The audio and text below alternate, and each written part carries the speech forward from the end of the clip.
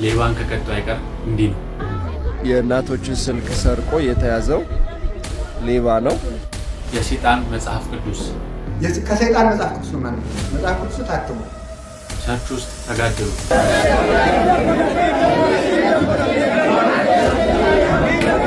ትግራይ እያነባሽ የሚኖሩት 14000 የሚደርሱ ተፈናቃዮች ውስጥም 331 መሞታቸውን ሳልሳይ ወያኔ ትግራይ ባወጣው መግለጫ ላይ አስታውቋል። ሰላም እንደምን አላችሁ? ይህ ዩቲዩብ ነው። በዚህ ዩቲዩብ ቻናል የተለያዩ ኦርቶዶክሳዊ ቪዲዮዎችን እያመጣን እንማማርበታለን። ላይክ፣ ሼር፣ ሰብስክራይብ በማድረግ ቤተሰቡ አስተያየት ካላችሁ ኮሜንት ላይ ጻፉልኝ፣ አነባለሁ። እስቲ አሁን ቀጥታ ወደ መጀመሪያው ቪዲዮ እንለፍ።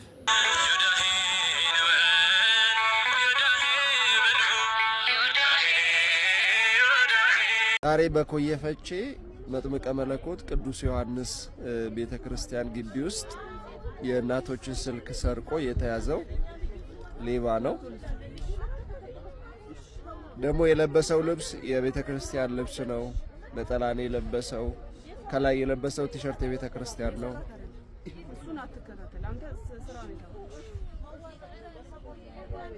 እንግዲህ ሁላችንም ልንጠነቀቅ ይገባል። ቤተክርስቲያናችን ውስጥ ቤተክርስቲያን ነው ተብሎ ማንም አይነካም ተብሎ የሚቀመጥበት ጊዜ ላይ አይደለንም እና ሁላችንም መጠንቀቅ ያስፈልጋል። በዚህ ሰዓት የትም ቦታ ላይ ሌብነት አለና በተለይ ጸበል ቦታ ምናምን ነገር ላይ በጣም ብዙ ሌቦች ይኖራሉ እና ሁላችንም መጠንቀቅ ያስፈልገናልና ስልካችንም በተለይ ስልካችንን ይዘን ባንሄድ ወደ ጸበል ቦታ ስንሄድ አሪፍ ይመስለኛል።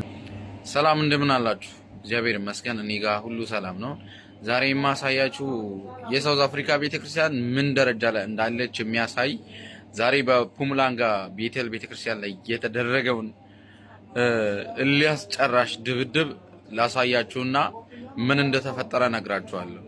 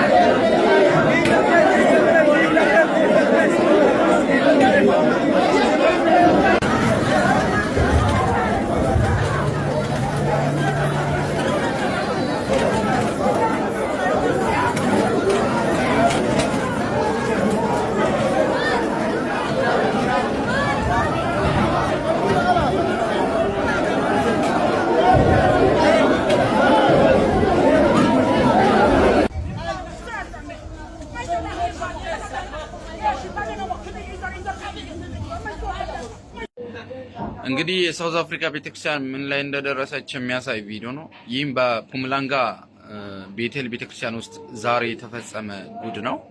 መንስኤው ምን እንደሆነ ስጠይቅ ቪዲዮውን ቀርጾ የላከልኝ ሰው እንደነገረኝ ከሆነ የቸርቿ ፓስተር የነበረ ሰው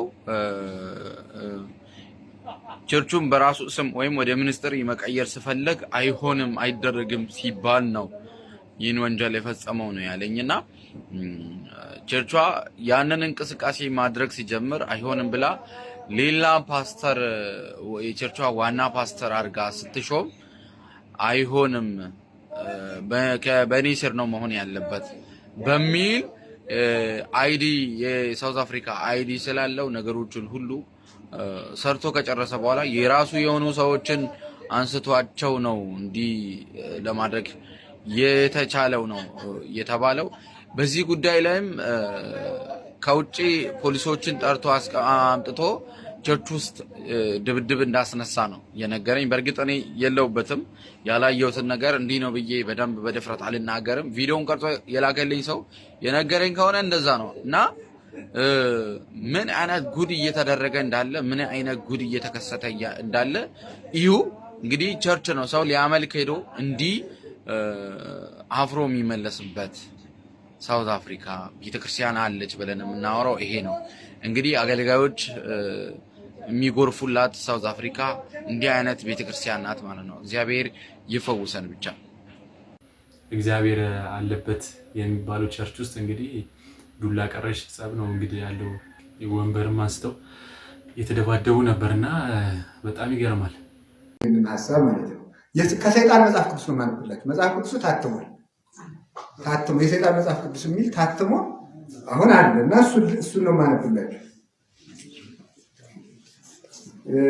በጣም ይገርማል። ለምሳሌ እንደው የተወሰኑ ወደ 13 ነጥቦች አሉት። የተወሰኑ ንግጋት ላንብብላችሁ። የሰይጣን መጽሐፍ ቅዱስ የሚለው ትታገሱኛላችሁ ብዬ አስባለሁ። ላይፍ ኢዝ ዘ ግሪት ኢንቴሊጀንስ ዲዝ ዘ ግሪት ኦፍ አብስቲስተንስ ዴርፎር ሜክ ዘ ሞስት ኦፍ ላይፍ ሂር ኤንድ ናው ይላል። ምን ማለት ነው? በእንግሊዝኛ የተጻፈ ወደ አማርኛ ገና አልተተረጎመም መጽሐፍ ቅዱሳቸው እብርኩሱ መጽሐፍ። ቅምጥልነት ወይም ምቾት፣ ህይወት ማለት ምቾት ማለት ነው። ህይወት ምቾት ነው፣ በቅምጥልነት መኖር ነው። ስለዚህ ምን ይባላል መሰላችሁ? ሞት ደግሞ የዚህ ክፉ እስራት ነው። የምቾት ክፉ እስራት ነው፣ ክፉ ሰንሰለት ነው። therefore make the most of life here and now። ስለዚህ ህይወትህን አሁንና እዚህ ጨርስ። አንዱ መመሪያ ይሄ ነው። ህይወትህን የህይወትን ጣዕም አሁንና እዚህ ላይ ያለ ጨርስ። ምን ማለት ነው ይመስላችኋል? ይሄን እንግዲህ ያዙ። እንግዲህ አሁን ጨርስ። ከዛ ምን አለ ደግሞ? there is no heaven of glory bright and no hell where is sinners roast. Here and now is our day of torment. Here and now is our day። የተረጎምኩት ልጅ ጻድቃን የሚወርሱት መንግስተ ሰማያት፣ ኃጥአን የሚገቡበት ሲኦል የሚባል ነገር የለም። ይሄ የነሱ የመጽሐፍ ቅዱሳቸው የሚለው ማለት ነው። Here and now is our day። ዛሬ የኛ ቀን ነው ማለት ለብላ ወንስተ እሱ ላይ ከዛ here and now is our day of joy። ዛሬ የደስታ ቀናችን ዛሬ ነው። ከዛ here and now is our opportunity። እድላችን ዛሬ ነው። ገጥሞ ሳለ ብላ ማለት ነው። ይሄ ሲሾም ያልበላ ያዚ የተጠቀሰ ነው በመጽሐፍ ቅዱስ ወጥቶ እነሱ ተበቀታቱ ነው። choose this day this hour for no redeemer lives። ስለዚህ ማለት ሳፋውናት ምረት እችን ቀን ምረጣት። ማንም ባንተ ላይ እንድትኖርም እንድትሞትም አለቃ ሊሆንብህ አይገባም። ራስህ የፈለግከውን ነገር ሁሉ አድርግ ነው የሚለው ማለት ነው። ያ አንዱ ነው። እየሰማችሁ ነው ይሆን እንዴ? tie unto them our heart am my own redeemer። ምን ማለት ነው መሰላችሁ? ለራሳችን እኔ አለቃው እኔ ነኝ እንበለው። ማንም አለቃ የለብኝም እንበል። በዚያውም የነ መርጌታ ማለት የነ ፕሮቴስታንቶቹ የነሱ መርጌቶች የነሱ ንስሐ አባት አያስፈልግም ጳጳስ አያስፈልግም የሚለው ከየት መጣ? በዚያ ያዙ ጾሞት ያዙ። አሁን በዓለም ላይ የሰይጣንን እምነት ከተቀላቀሉት ህዝቦች መካከል 50% ከፕሮቴስታንት የፈለሱ ናቸው። ፕሮቴስታንት የነበሩ በተደረገ ጥናት መሰረት ነው። ስለዚህ ማንም አለቃ አያስፈልግም፣ መዋቅር አያስፈልግም፣ ሲኖዶስ አያስፈልግም፣ ንስሐ አባት አያስፈልግም ወደሚል ወጣቱን የወሰደው ከዚህ የተነሳ ነው። እንግዲህ ምን ይላል? stop the way of them that would pursue you። አንተን የሚያደናቅፍ ምንም ነገር አስቁም፣ ቁረጠው። ዝም ብለህ እንዳይመች የሚበጠብጥህን ነገር ቁረጠው። ያማለም ማለት ሶስት አታግባ የሚልህን፣ ተኝተህ አትደር የሚልህን፣ አትጹም የሚልህን በለው ነው የሚለው ማለት ጾም የሚልህን ማለት ለፍላጎትህ እንቅፋት የሆነብህን ሁሉ አጥፋት። ተመልከቱ፣ ይሄ ነው እየተፈጸመብን ያለ ማለት። ስለዚህ እንዲህ እያሉ ይሄዳሉ። ስለዚህ መጨረሻ ላይ ይገርምኛል። ብፁዓን የሚል ደግሞ አለ አንቀጸ ብፁዓን። ይሄ ከህግጋቱ ነው ጥቂት ያነበብኩላችሁ። ከብፁዓኑ ደግሞ ብፁዓን አለው። blessed are the strong for they shall possess the earth። ተመልከቱ፣ በምድር ላይ ያለ ፍላጎታቸውን ለመፈጸም የጠነከሩ ሰዎችና ፍላጎታቸውን የሚፈጽሙ ሰዎች እነዚህ ምን ናቸው ይላል? ብፁዓን ናቸው፣ ንዑዳን ክቡራን ናቸው። ስረቅ ሲለው የሰረቀ፣ ስደብ ሲለው የሰደበ፣ ግደል ሲለው የገደለ፣ ይሄ ምንድነው ተባለ? ብፁዕ ነው ተባለ ማለት። እንግዲህ እያለ በጣም ብዙ ጌታ 10 ብፁዓን ነበር፣ 13 ብፁዓን ነበር። ስለዚህ እነዚህ ነገሮች ናቸው እንግዲህ ምልክቱን የሚያደርጉ ብፁዓን ናቸው። በጣም የሚገርመው ደግሞ በዓለም ላይ ክፉ በመስራት ጎልተው የታዩ ሰዎች ብፁዓን ናቸው ይላል። ለምን? ለሐሳዊ መሲህ የተዘጋጁ ጠንካራ መሪዎች ናቸው፣ የሱ ጀግኖች ናቸው ተብሎ ይታሰባል። አሁን ሰይጣን እየተመለከ ነው። ስለዚህ አሁን እንግዲህ ሰይጣን እየተመለከልን ነው። አንዱ ችግር ይሄ ነው። ስለዚህ እኛ በዚህ ውስጥ ሰጥመናል። አሁን ሰው መንፈሳዊ ለመሆንና ክርስቲያን ለመሆን ኮምፎርት ዞን የሚባል ነገር ማለፍ አለበት ይባላል። ኮምፎርት ዞን ማለት ነው እችን አትንኩብኝ ነው። እችን ምቾት ክፍል የሚባለው አማርኛው ዝም ብሎ በጥሬዎች ተረጎም ብዙ አይተረጎም። ይሄ የመስሪያ ክልል እንደሚባለው በሂሳብ ምንድን ማለት ነው? በቃ እችን አትንኩብኝ፣ እችን ከነካችሁብኝ ክርስትናው የሚቀር ነው። በዚህ አትምጡብኝ እንዳልነፋች ጉባኤው እንዳይፈርስ የሚል አለ ማለት ነው። ይሄ ነው እንግዲህ ከኮምፎርት ዞን ውስጥ ያለ ማለት ነው። የሆነች ክልል ያስቀምጣል። እምበላበትን እምጠጣበትን አትንኩብኝ ማለት ነው። እውነት ለአባታችን እድሜ ይስጥልን። እንግዲህ ዓለማችን ያለችበት ሁኔታ እንደዚህ ነው። እንግዲህ የሰይጣን መጽሐፍ ቅዱስ ብለው ያው እርኩስ መጽሐፍ ነው። እንግዲህ አሁን በተለይ ውጭ ሀገር ያሉትን ዘፋኞችን እንደዚህ ሴሌብሪቲ ምናምን የምንላቸውን እስቲ ይዋቸው። መጀመሪያ ላይ በጣም ሀብታም ይሆናሉ። ከዛ በኋላ ወደ መጨረሻ አካባቢ ከዛ ነገር ወይ ለመውጣት ምናምን ሲፈልጉ እንዳልነበሩ ይሆናሉ ማለት ነው። ማለት ፊታቸው ይቀያየራል ምናምን በቃ የማይሆኑ ነው። በቃ መልካቸው እንዴት እንደሚያስጠላ። አዶናይን ታውቃለህ አይደል? አዶናይን አወቀው። የቲክቶክ ክሬቲቭ አዋርድ አሸናፊ ነው። አዎ ኦኬ። ሲያሸንፍ የተናገረውን ሰምተሃል አይደል? እና አሁን አንተ 10 ጊዜ ማርያም ማርያም ትላለህ ልክ እንደ አዶናይ። ወይ አይ እኔ ቤንጤ ነኝ፣ ኢየሱስን ነው የማውቀው። ቤንጤ መሆን ታዲያ ማርያም እንዳትል የሚከለክል ነገር አለ እንዴ? ኖ ማርያም ስብከት አይደለችም እኛ ቤት እኮ በል 10 ጊዜ ማርያም ማርያም አይደለም ነው በጭራሽ። ከደነቆሩ አይቀር እንዲህ ነው። አሁን ያሳዝንም። እንግዲህ ይሄ ነው ኦርቶዶክስ ውስጥ ዲያቆን ነበርኩኝ እያለ ሲያወራ የነበረውና ማለት ጴንጤ መሆን ማርያም ከመጥራት ምን እንደሚያግድ አይገርመኝም። የጌታ እናት መሆኗን የረሳችሁ ይመስለኛል። ከእሷ ጋር ያላችሁ ጥላቻ እኔ ሊገባኝ አልቻለም። እኔ እኮ እንትን ስገድላት አይደለም የተባልኩ። እሺ ቶ መስገድ ነው ራሱ አትስገድቶ ስሟን መጥራት ራሱ እንዲህ እስኪዘገንን ድረስ የከብድ መሆኔ። በአንድ አጥቢያ ታቦት ለምን እንደሚደረብ የታወቀ ነገር ነው። የታወቀ ነው። ሌላው ቀርቶ ህዝቡም ስላልተማረ ስላላስተማር ነው። እዚህ እኮ ወረድ ስንል ከተክለ ሃይማኖት ብቻ ያለው አጥቢያ ማን ነው የሚባለው? ማን? ሚካኤል። ለምንድነው ጎላ የተባለ? መጀመሪያ ቤተክርስቲያኑ ሲተከል የመንፈስ ቅዱስ ነበረ። ሰው ደግሞ የሚያውቀው ሚካኤልን ነው፣ መንፈስ ቅዱስ ነው ያውቀው። ስለዚህ ሚካኤል መጣ። ሚካኤል ጎላ አይደለም እንዴ? ጎላ አልጎላም? አዎ ጎላ እና ተተወ። እንደዚህ የተገለበጡ አሉ። አሁን ቅድስት ማርያም እንጦንስ ነበር ስትጀመር። ቅድስተ ቅዱሳን ማርያም ስትጀመር መጀመሪያ እንጦንስ ናት። አሁን እንጦንስ እስከ ቅርብ ጊዜ ራሱ በዓሉ ይከበር። አሁን ጭራሽ በዓሉ ሁሉ ተትቷል፣ ቁመቱ ሁሉ ቀርቷል፣ ምንም ዝክሩ ጠፍቷል። ምክንያቱም ገንዘብ የማያስገኝ አይፈልግም። የሚገረቡት እነማን ናቸው? በጣም ይገርማል። ይሄ የሚያመጣው ሰበካ ጉባኤውን ወይም ደብሩን እንዲያ የሚያደርገው ህዝቡ ጭምር ነው። ህዝቡ ስላልተማረ ነው። ተያይዘን ነው የምንጠየቀው በነገራችን ላይ። ምክንያቱም መሪው አሁን ገንዘብ ነው። መሪው የማንኛው ነገር መሪ ጥቅምና ገንዘብ ነው በእውነቱ። አሁን አርሴማ ለምንድን ነው የተፈለገችው? 1700 ዓመት የኖረች ሰማዕት ናት አይደለም እንዴ? በሆነ ምክንያት መታወቅ ስትጀምር ደግሞ ደብሩ ሁሉ አርሴማ አርሴማ አርሴማ። አሁን ምልጃዋ ዛሬ ተገልጦ ነው እንዴ? እዩት። ምንን መሰረት አድርገን ነው? ለምንድን ነው ዛሬ ይህን ማነሳው? ለምሳሌ ዛሬ በዓሉ የማን በዓል ነው? ዓመት በዓሉ የማን ነው? የማን? የራጉኤል። የዓመት በዓሉ የማን ነው? ለምሳሌ የኤልያስ ነው አይደለም? አዲስ አበባ ውስጥ ኤልያስ ስንት ቦታ ነው ያለው? የት ነው ያለው? እንጦጦ ምን ሆኖ ነው ያለው? ተደርቦ አይደለም ያለው? በጣም ይገርማል እኮ መሰረታዊ። አሁን አብርሃም፣ ይስሐቅ፣ ያዕቆብን ያህል አርስተ አበው በጣም ብዙ ሰማዕታት ደግሞ በሐዲስ ኪዳን ዋጋቸው ከፍ ያለ ነው በእውነቱ።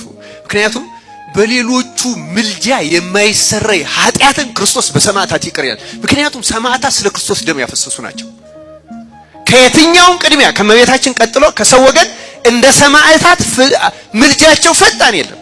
መርቆሬዎስን ያህል ሰማዕት በግድ አሁን በዚህ በደብረ ሲና ምክንያት ብሎ በግድ እዚህ አዲስ አበባ እንደ ግድ እየገባ ነው። በጣም ይገርማል እኮ ምክንያቱም መሰረት የምናደርገው ጉዳይ ሌላ ስለሆነ እግዚአብሔር ለሁላችን ማስተዋሉን ያደለን ክርስቲያኖች። ለዚህ ነው አሁን እኛ ትኩረታችን ሌላ ሲሆን እግዚአብሔር በዓላቶቻችሁ ሰንበታ ልሸከማቸው ከብዶኛል ይላል እግዚአብሔር። ቆመን እኮ መመርመር አለብን ክርስቲያኖች። ቆም ብለን መቼ ነው የምንጀምረው? ምንም እኮ አሁን እንዲያውም ወደፊት የሚመራን የእግዚአብሔር ቃል አይሆንም፣ ማርኬቲንግ ነው ሊመራን የሚችለው። እውነት ለመናገር በቤተ ክርስቲያን ራሱ እንዴት ነው ሰውን የምንስበው የሚለው ራሱ ከዚህ ከሶሻል ሚዲያ ፕሮሞሽኑ ጀምሮ። ምክንያቱም ሰውን በአምልኮ መሳብ እየቆመ ነው። የምንስበው በሌላ ፍላጎት ነው። ሌላው ቀርቶ እንደ ፕሮቴስታንቶቹ አሁን በሰባኪው ይሳባል ሰው በሆኑ ሰዎች ነው። ሰው በእግዚአብሔር መሳብ እያቆመ ነው። እውነት ለመናገር ሰው በእግዚአብሔር መሳብ በንጹህ አምልኮ መሳብ እያቆምን ነው። አደገኛ መንገድ ላይ ነው ያለነው እና እንደዛ ሆኖ የተሰበሰቡ ምንስ ያህል ብንሰበሰብ እግዚአብሔር ማርኬቲንግ እኮ አይደለም የሚፈልገው። እግዚአብሔር የኛን እኮ ማስታገስ እኮ አይደለም የሚፈልገው። እግዚአብሔር የሚፈልገው እኮ ንጹህ አምልኮ ነው። ሳናውቀው ወደ ገደል እየገባ ነው። የሚያስቀረውም የለ። በነገራችን ላይ እንደተባለው አንድ ጅል የተከለውን 50 ሊቅ አይነቅለውም። ምንም በአንድ ወቅት የተጨመረ መጥፎ ነገር ምዕመኑ ራሱ ላያስቀረው ይችላል። እርግጥ ትምህርቱ ስለሌለ ነው። እግዚአብሔር ደግሞ እንደዚህ ነው የሚለን፣ ልሸከማችሁ ከብዳችሁኛል። በእውነት እግዚአብሔር በቸርነቱ ይቅር ይበላል። እናቴ ሌባም እኮ ይታዘባል፣ እውነቱን ይናገሩ አላቸው። አንዲት እናት መቀነት ታውቃላችሁ እንዴ? ያው በቴሌቪዥን ነው እናንተ ተጠቀሙ እህቶች። እና ከመቀነቷ ላይ 50 ብር ጠፋባት። ስንት ብር አልኳችሁ? አገር ይያዝልኝ ብለው ጮሁ። ስንት ብር ጠፋቦት? ስንት ብር ሌባ ሰረቀዎት ሲባሉ 500 ብር አሉ። የጠፋባቸው ስንት ነው? ጠፋኝ ያሉ ስንት ነው? ሰው ሲጠይቃቸው ስንት አሉ? 500 ብር ጠፋኝ ብለው እሪ አሉ። ያው የአሁን ዘመን እናት ስላሉ ነው። 500 አሁን ቢያስለቅስም እሪ የሚያስብል አይመስለኝም። እና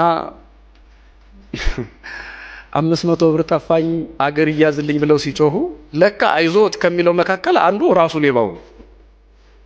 ስንት ጠፋሁት አለ። እንደገና ጆሮውን ማመን ተስኖት 500 ብለው ነገሩት። ቀስ ብሎ እናቴ ሌባም እኮ ይታዘባል፣ እውነቱን ይናገሩ አላቸው። ምን ይታዘባል አለ?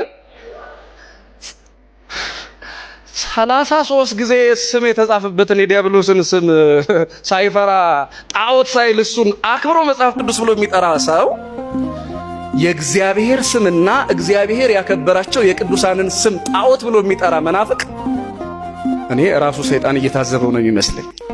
እና ባካችሁ ይሄን እያሰራጩት ነው አይደል? ሰይጣንም ይታዘበናል በሉ ለማለት ነው። በዚህ ሰዓት እጅግ አስቸኳይና እንዲሁም እጅግ አሳሳቢ መረጃ ከትግራይ ክልል ህጻጽ የስደተኞች ካምፕ ውስጥ እየተሰማ ይገኛል። በህጻጽ የስደተኞች ካምፕ ውስጥም ከሚኖሩት 14000 የሚደርሱ ተፈናቃዮች ውስጥም 331 መሞታቸውን ሳልሳይ ወያኔ ትግራይ ባወጣው መግለጫ ላይ አስታውቋል። በትግራይ ክልል ከሚንቀሳቀሱ ተቃዋሚ ፓርቲዎች አንዱ የሆነው ሳልሳይ ወያኔ ትግራይ በሰጠው ጋዜጣዊ መግለጫ ተፈናቃዮች በረሃብና በጅብ ህይወታቸው እያለፈ መሆኑ በመግለጽም እንደ ምሳሌነትም በህጻጽ የስደተኞች ካምፕ ውስጥ ከሚኖሩት 14000 ተፈናቃዮች ውስጥም 331 መሞታቸው አስረድቷል። ታዲያ በህጻጽ ካምፕ ውስጥ ከፍተኛ ረሃብ መከሰቱ የተገለጸ ሲሆንም የሚመለከተው አካል በአፋጣኝ ምላሽ እንዲሰጣቸው እየጠየቁ ይገኛሉ። አያችሁ፣ የጦርነት መጨረሻ እንደዚህ ነው።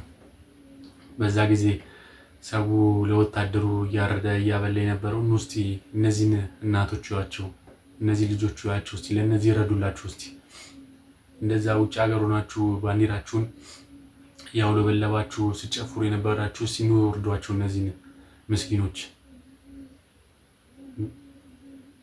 ዝም ብሎ መደገፍማ ማንም ይችላል። እስቲ በተግባር አሳያችሁ፣ ለህዝባችሁ እስቲ ድረሱ። እስቲ ያው ጦርነት ይጀመራል። ከዛ በኋላ የድሃው እናት ታለቅሳለች። መጨረሻው ይሄ ነው። ለዛሬ የነበረን ቪዲዮ ይሄን ይመስል ነበር። በቀጣይ ቪዲዮ እስክንገናኝ ላይክ፣ ሼር፣ ሰብስክራይብ ማድረግ እንዳይረሳ። አስተያየት ካላችሁ ኮሜንት ላይ ጻፉልኝ፣ አነባለሁ። እንግዲህ ሰላም ሁኑ።